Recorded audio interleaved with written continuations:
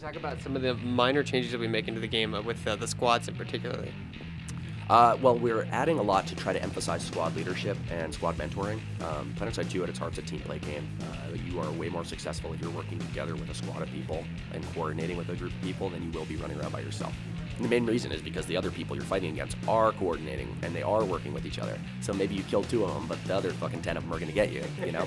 So if you're working with a big group, it's a lot easier for you to be successful on a large scale. So we're adding more that hopefully we'll get new players jumping into and playing in squads. It's interesting that in an MMO you never think, oh, I don't want to join a group right away. But in FPS games, a lot of people are like, oh, I'm not good enough yet. I don't want to join a clan. I don't want to join an outfit. I don't want to do that. We want to try to make that barrier go away and convince people PlanetSide 2 is all about this. This is what you want to do first thing. Don't wait until you're good. This will get you good so much faster. So squad mentorship and squad leadership ribbons and reinforcing that kind of stuff is all about hopefully getting a really amazing reward for the people who are doing the work of coordinating and teaching new players how to play the game. So talk a little about what the future holds for PlanetSide 2. You guys have done a lot of revamping to the levels recently. Like, you've changed them because it's hard. And it's a big world, and you really have to make it all flow together. Yeah. No, it's true. I mean, levels are one of the things that we've spent the most time kind of going back on. I don't think anybody had any idea when we first set out working on PlanetSide 2, one, how to build a level for a game like this. Nobody knew. And nobody knew how hard it was going to be for us to build a level for this kind of game. I still don't think that we're perfect at building levels for MMO FPS yet. You need a level that can work with 12 people and be fun, 50 people and be fun, 350 people and be fun, and vehicles and infantry and all this shit all has to be able to be there at once. It needs to be thematic, and then beyond just that one base, it needs to flow between the bases in ways that you don't have congestion here, and this is too defensible, and now the flow on the continent's broken because this base is screwed up, you know? It's extremely, extremely challenging, and I think the nuances there are kind of a little unrecognized, but the progress we've made in terms of understanding how to make good maps has been pretty huge. So if you look at the revamps we did to Indar early last year, and then Esamir we did late last year, Amarish we released early this year, and then Hassan we released very recently. There's a pretty clear, I think, evolution in terms of our understanding of what makes a good level and what fun, consistent levels should be, to the point where I think Hassan's our best example now.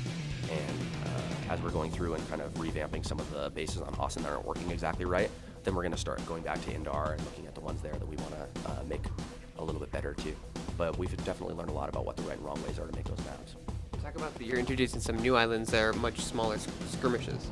Yeah, battle islands. So battle islands are sort of designed to be these smaller scale maps that are really emphasizing more tight tactical gameplay and letting us sort of explore some different types of gameplay experiences. So rather than maybe just purely capture the bases, we'll add some different types of objectives to be able to do things there, which freshen things up a little bit. And it'll give us a chance to prototype different gameplay and all that. So the battle islands are exciting. They're a little bit smaller than the regular maps. Our regular maps are 64 square kilometers, and I think our battle islands right now are somewhere between 8 and 16 square kilometers.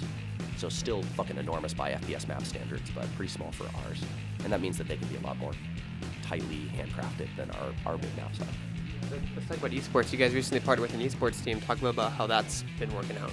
Yeah, Evil Geniuses is a pretty cool organization. We've known those guys for a long time, and right now the biggest benefit we're getting is access to their Call of Duty team, because they've been giving us tons of feedback about getting our controls feeling good on the PS4 version.